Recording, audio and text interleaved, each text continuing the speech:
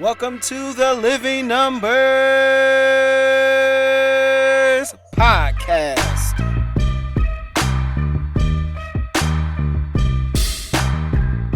This is the Living Numbers Podcast, and I am your host, Tony Rambles, where I talk about life through the lens of numbers, starting fittingly with the number 1.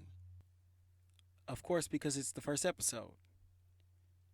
And the first thing I want to tell you is why I'm doing a podcast, and it's because I want to. I think it'd be fun, and I'd like to offer my perspective on things that's going on in life, that's going on in sports, that's going on around the world, as best I can from my 31-year-old mindset. So we're going to start with the number 13. Channel 13 degrees last week in Houston, Texas. Lowest since 1895. And as I was watching the news, I finally began to understand. Because sometimes we're in our own little bubble. And if something's not happening to you, then you don't necessarily get the full scope of what's going on in your community, or in your city, your country.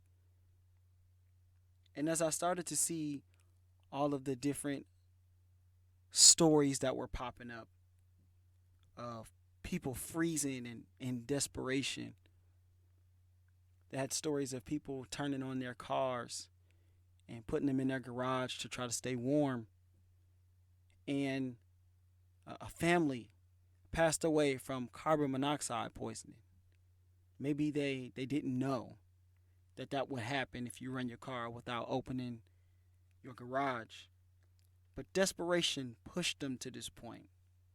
Another family was trying to stay warm, and somehow the roof caught on fire. So most of the family passed away, but the mom survived. But if you're unprepared, then you can make mistakes unknowingly and put yourself in a precarious situation.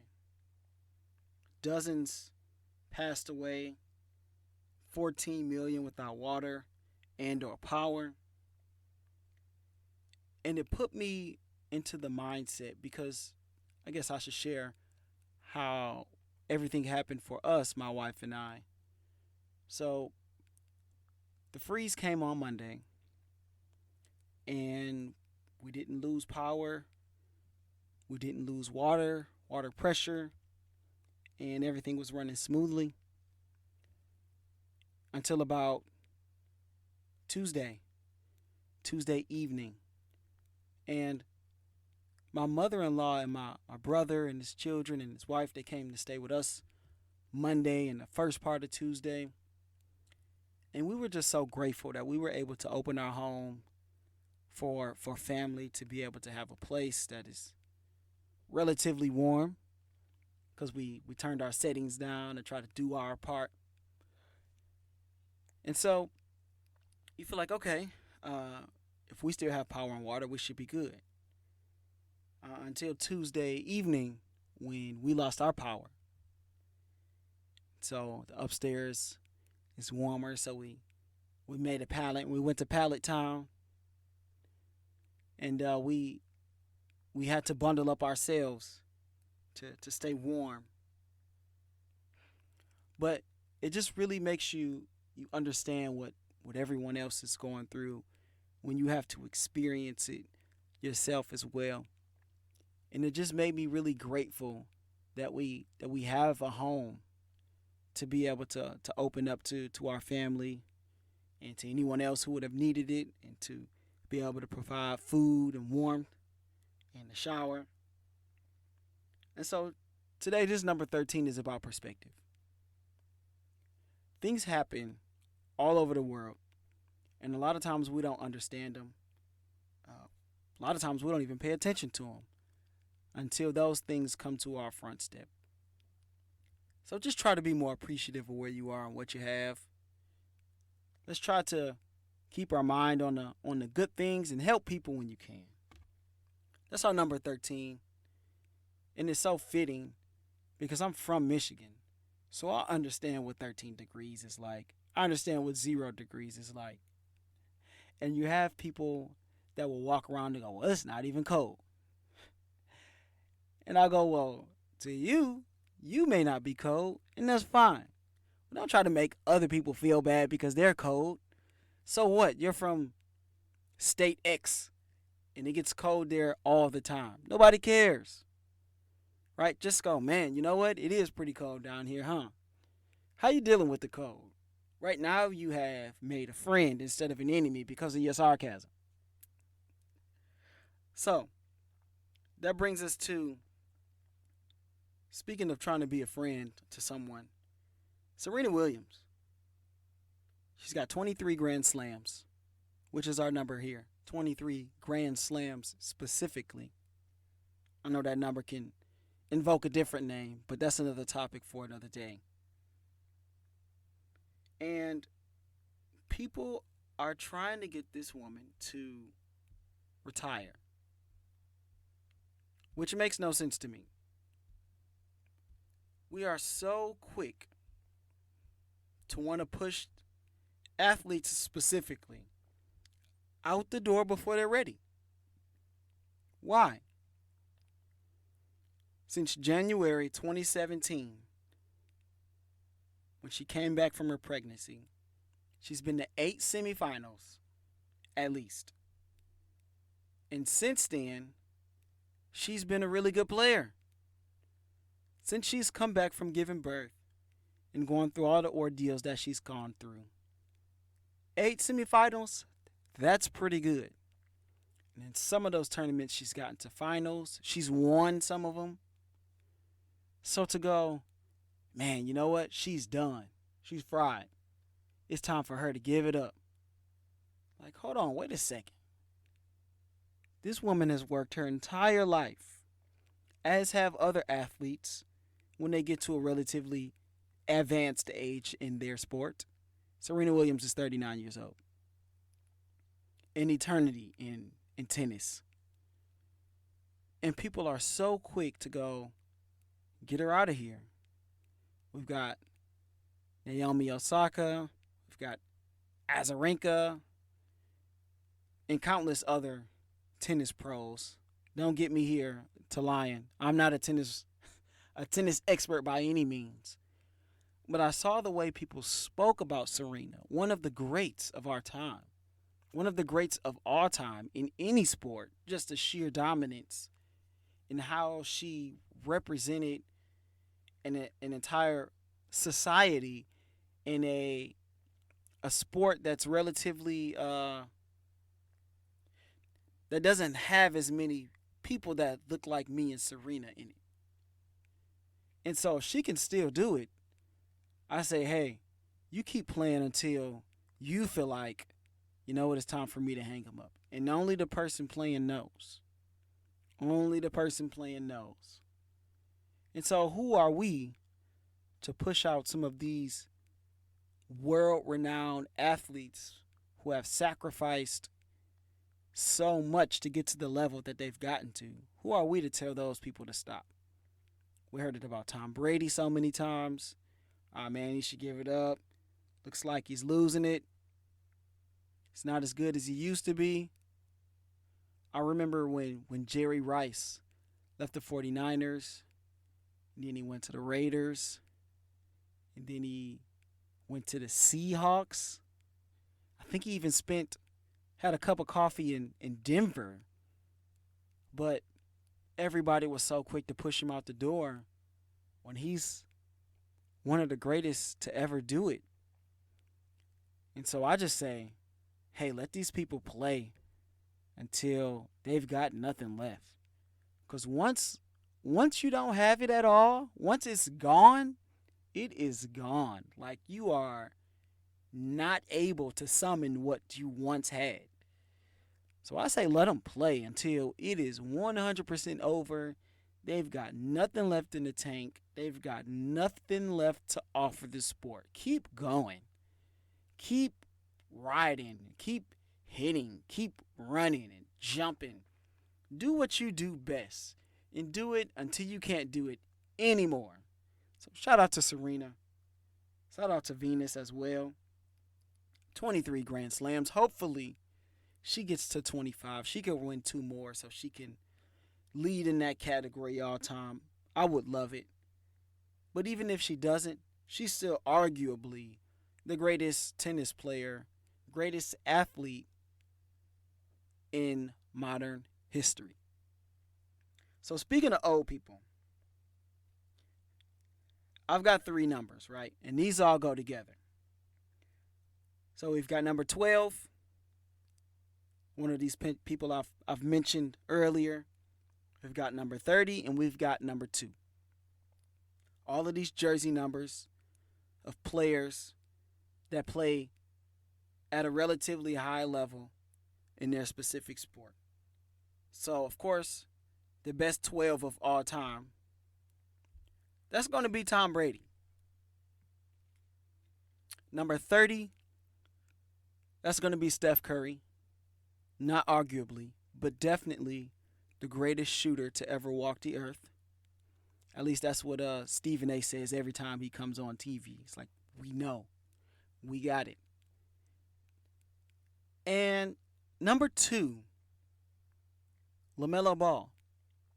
So you may go, well, what do these guys have in common? And this is something that I watch very closely, not just with these guys, but with other people in different industries, whether it's retail, whether it's oil and gas, whether it's sports, non-sports, family, whatever. It doesn't matter. There's something about these guys that have a galvanizing effect. They're galvanizing leaders. People want to follow these guys. When you talk about Tom Brady with the Patriots and now with the Tampa Bay Buccaneers, talk about Steph Curry with the Golden State Warriors for his professional career, and you talk about LaMelo Ball. I'll get to him in a second, though. Here are some things that people have said about Tom Brady. I want you guys to know that I'm not just making this thing up here. Todd Christensen says, I think he's always been such a good guy. You won't find a teammate who will say a bad word about him. I think he's always been the same guy. Nolan Ryan's ex-pitching coach says this. Wherever Tom goes, when he walks into the room, he can move the room.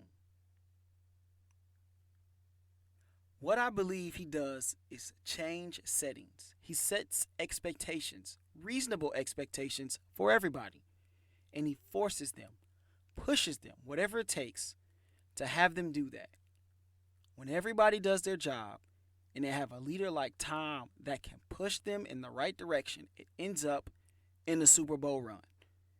That's Tom House, Nolan Ryan's ex-pitching coach, the great Nolan Ryan. Here's another one, Todd Bowles, his defensive coordinator here with the Tampa Bay Buccaneers. He says he makes everyone else feel important and feel like superstars. His people skills are outstanding. The way he includes everyone in everything that they do and channels it into football is like nothing I've ever seen. I think that's what he brings to the table. From that, you can't pay enough money for. That's Todd Bowles. He's been around the league a long time. Been a head coach in this league. Been a coordinator for years. Here's another one. Another player. A quarterback. Brian Hoyer. He's such a great person.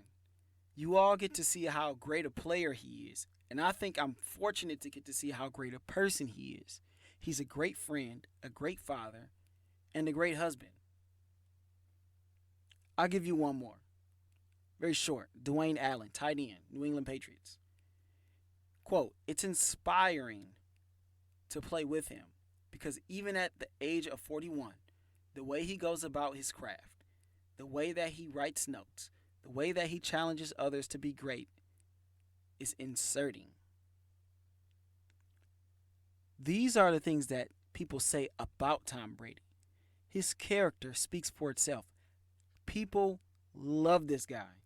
He has a galvanizing effect. People want to be around him, not just play football with him. They want to be around him. They want to be in the room with him. Okay, Steph Curry. Shaq says this: works hard, intelligent, classy, great team player. Klay Thompson, his splash brother. He says, great teammate, better friend, prime example of a leader. Jerry West, the great Jerry West, says grounded, great thrill to be around, has a unique voice and presence. Wow. Marcus Thompson II is a writer in Oakland. He traveled with the team. He says he's the nicest guy he's ever covered. So we're not just talking about players here. Look, this from his coach, from Davidson, says his work ethic, his sense of being a teammate, his precision, his IQ and quick twitch eyes and feet, his skill, it was connected. Everything about him was connected to excellence. One more from Marquise Chris, his current teammate, on a team that's not winning every game, on a team that's not blowing people out every game. This is what he says. When Steph Curry was injured last year, he says he talks to everybody, and it's weird for me. Somebody being so good, you expect them to have an ego and, kind of keep to themselves, but he talks to everyone like they're on the same level as him. I think that it makes for good culture around here. That's Marquise Chris. We're not talking about a superstar athlete. We're talking about a relative role player. And so, those guys are great. We know they have these track records that surpass them. You say those names, people know who they are, even if they don't watch sports. And the last number 2, LaMelo Ball, who came into the league with so much hype, so much bluster. Most of it not created by him. We all know where that came from. So it was interesting to see how his teammates and his coaches reacted to him. And so when you watch these guys play now, I don't know if you guys are watching a lot of Hornets games. I honestly haven't watched all of them, but I've made it a point to go, okay, let's check out this LaMelo character. Is he as good as they say he is? Is he worthy of the top 3 pick that he got? Because we know sometimes that there's a lot of hype, not a lot of substance. But when you watch LaMelo play, not just how he plays, but how his teammates react to him, how they celebrate with him, how his sharing the ball play style has become contagious. You go, okay. I think that they may have something here with this guy because people want to play with him. This is not the most successful team. They don't have the most wins, but they look like they're enjoying playing the game with him. They just look like, man, this is fun. Win or lose, we're having fun, we're learning, and we're in this thing together. That's how it appears to be with LaMelo Ball. And you just hope him coming into the league the way that he did, being well-traveled in a very short amount of time, from 14 to 18-ish, until he was drafted. He played in 3 different countries professionally. Not many guys, even 20 years old, can say that they have even left the country one time. This man spent time in Australia as a professional basketball player. He spent time in Lithuania, of all places. Now, I don't know anything about Lithuania. Shout out to Lithuania. No shade here. But he spent time in Lithuania as a professional basketball player. Contractor, whatever. We know that there was some money exchanging hands. There was some way that he was compensated, one way or another. But the road that he traveled to get here, you would hope, or you would think, I would think, that there was some maturing that had to happen in order for him to be relatively successful in those places, playing with grown men, because they don't want the BS, right? They'll take it that he's there because they get the exposure, they get people watching their league, but I'm a grown man. I'm playing basketball, and if this kid is here hooping, then I would hope that he's taking it serious and not BSing his way through it so he could get to the league. And it seemed like he did his due diligence and he took it seriously and he got better. So so hopefully my eyes are telling me the right thing, because if this guy is a great leader too, in addition to being a great player, then you have something special. Because if your best player is not your best leader, there's a ceiling on how far you can go with your team. Your best player has to be your best leader and your hardest worker, because they set the tone for everyone. They set the tone for everything. I mean, going back to Tom Brady, there were times where they said during the Super Bowl run in which they just absolutely embarrassed the Chiefs, where they said that Tom got into a mode when it was playoff time where the coaches would go, "Oh, like, oh crap, like we've never seen this before." Like, the coaches were even walking on eggshells. The coaches knew that they had to step their game up to rise to the level of greatness that Tom Brady is. And that's because he's the best leader and he's the hardest worker and he sets the highest expectations for his team. If your best player is not your best leader, then you're going to have a problem. You just are. Time and time again. Trust me. It will ring true in most situations. With that being said, I'm going to leave you with this last number, $500. And I'm going to leave you with a little story.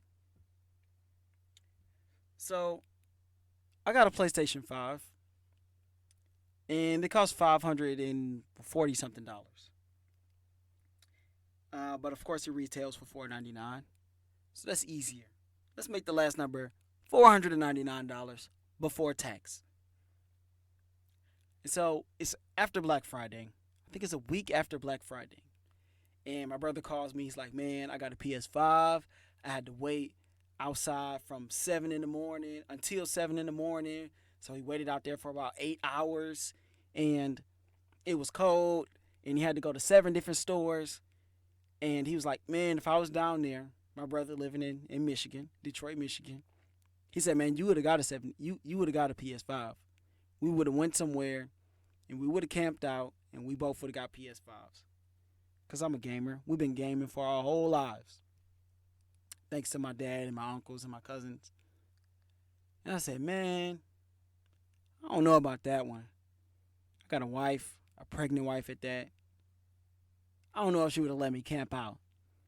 But be that as it may, it kind of pushed me there to find a way to get a PS5. So me, ignorantly, I had no idea how hard it was to get a PS5.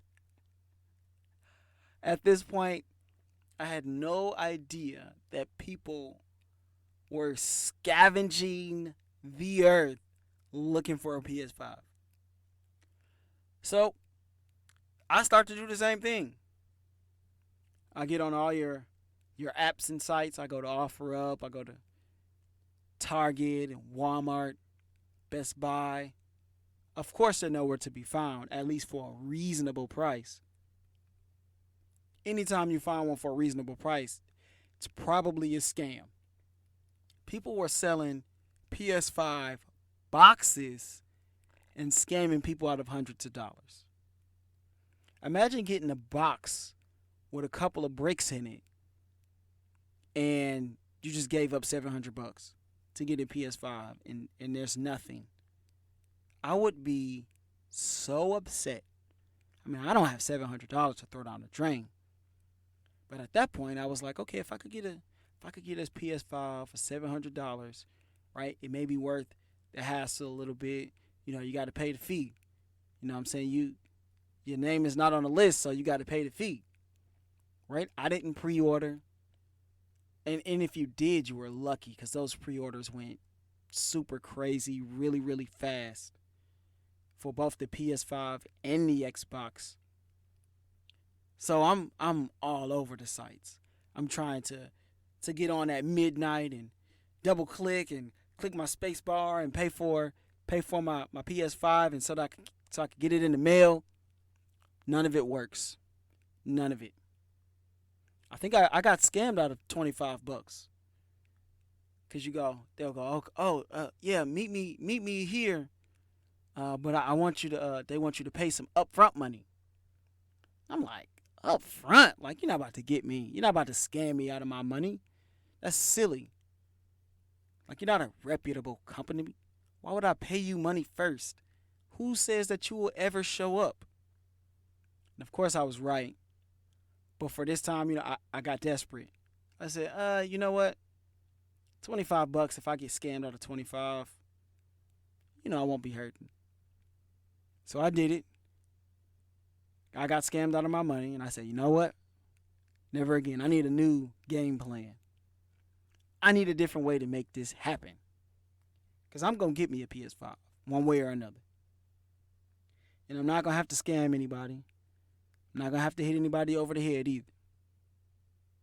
So, I go to my local Walmart. There's two right in between my home. If I go to this street and I make it right, I could get to a Walmart in about maybe 7-8 minutes. If I go to this street and make a left, I could get to a Walmart in about 5. So I go, you know what? I'm going to pick a Walmart, and I'm going to go to this Walmart every single day before they open, until I get me a PlayStation. That was my plan of attack. So after dealing with the internet for, I don't know, maybe a week or two, that became my plan.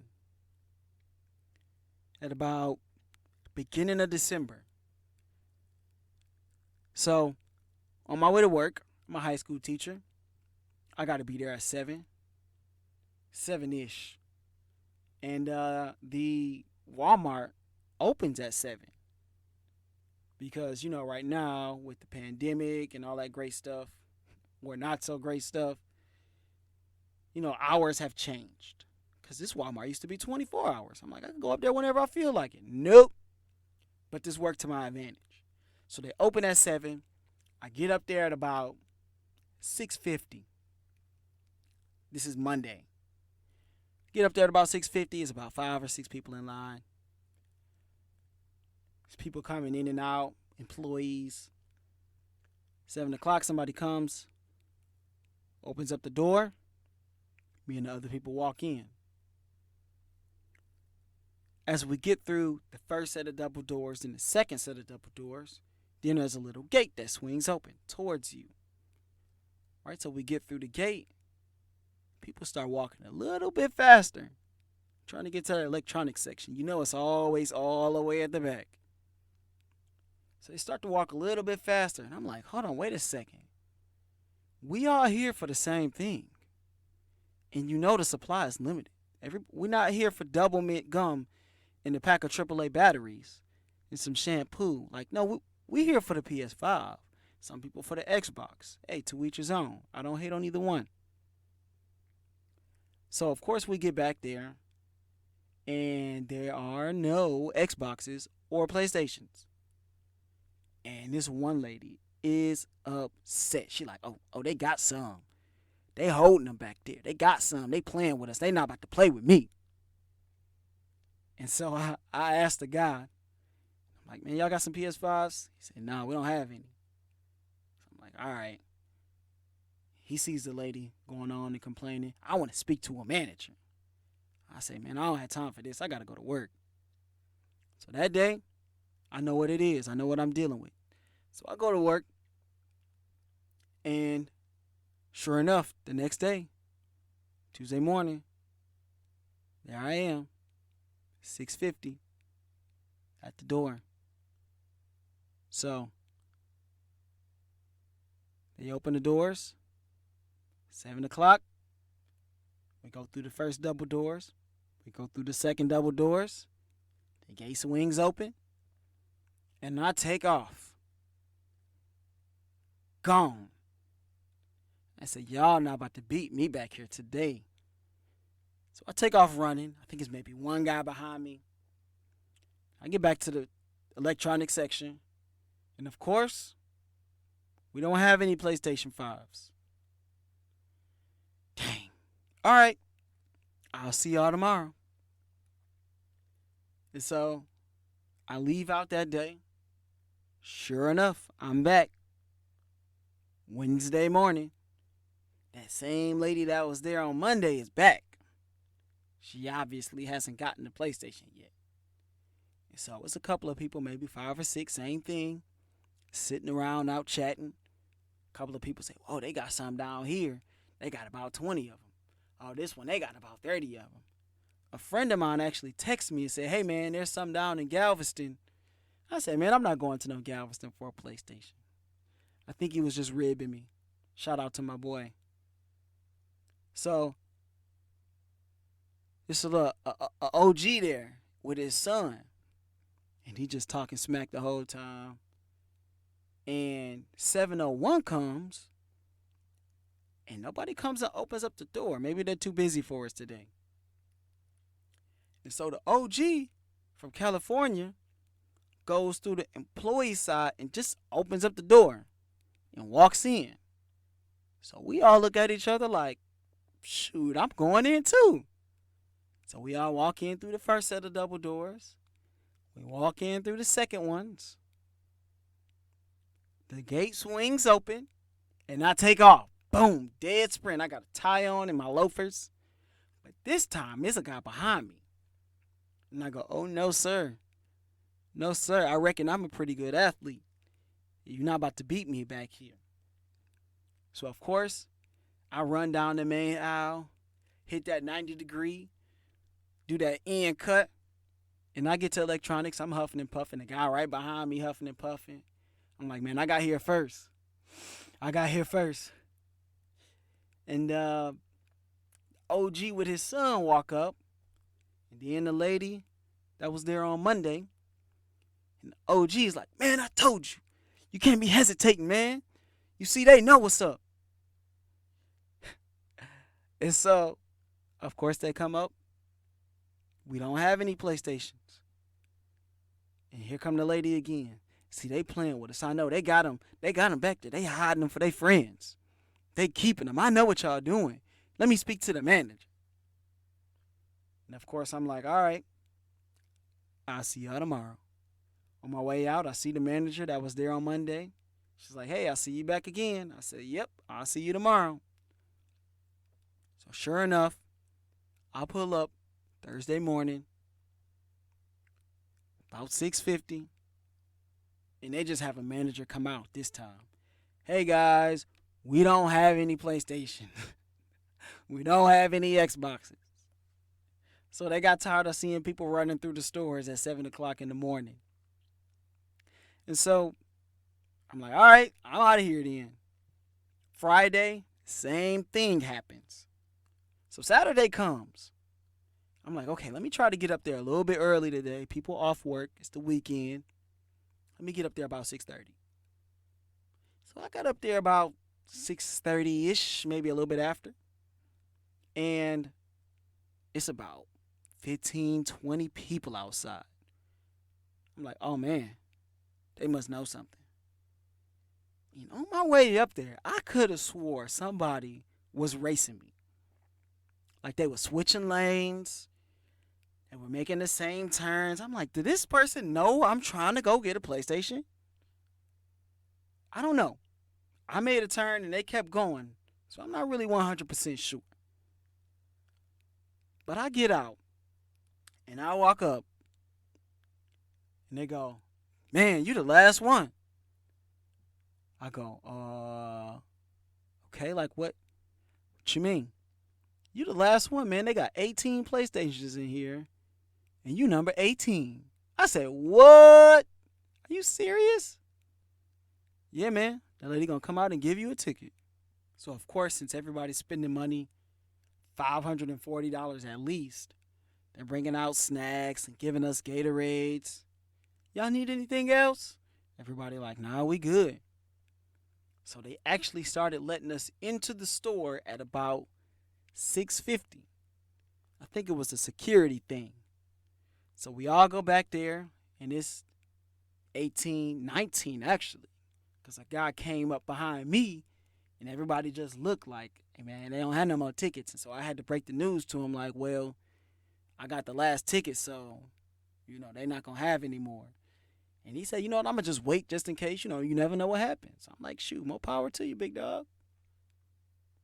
So we all go in, and we get to the back, people paying for stuff, getting extra controllers and everything else that you would want to get with it.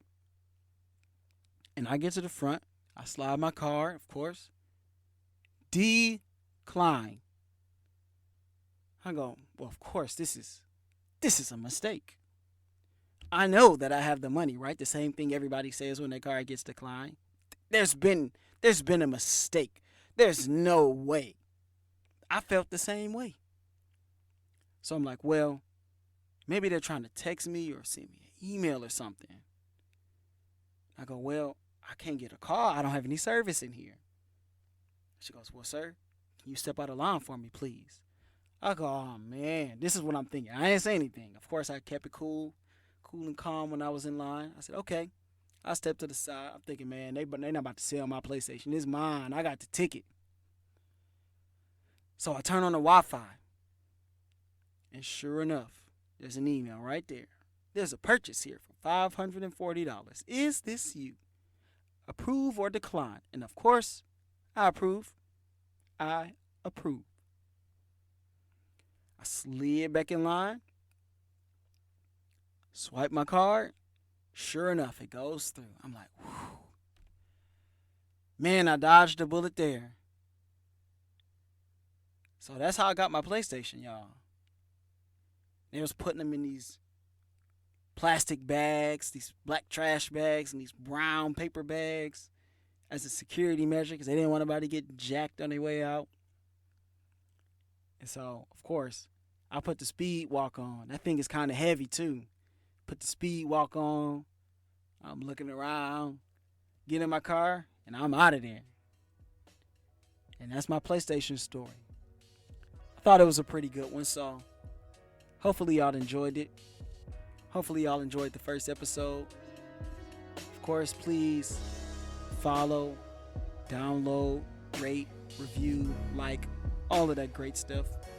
Show your boy some love on the podcast. Because I'm doing it just because I want to. This is Tony Rambles.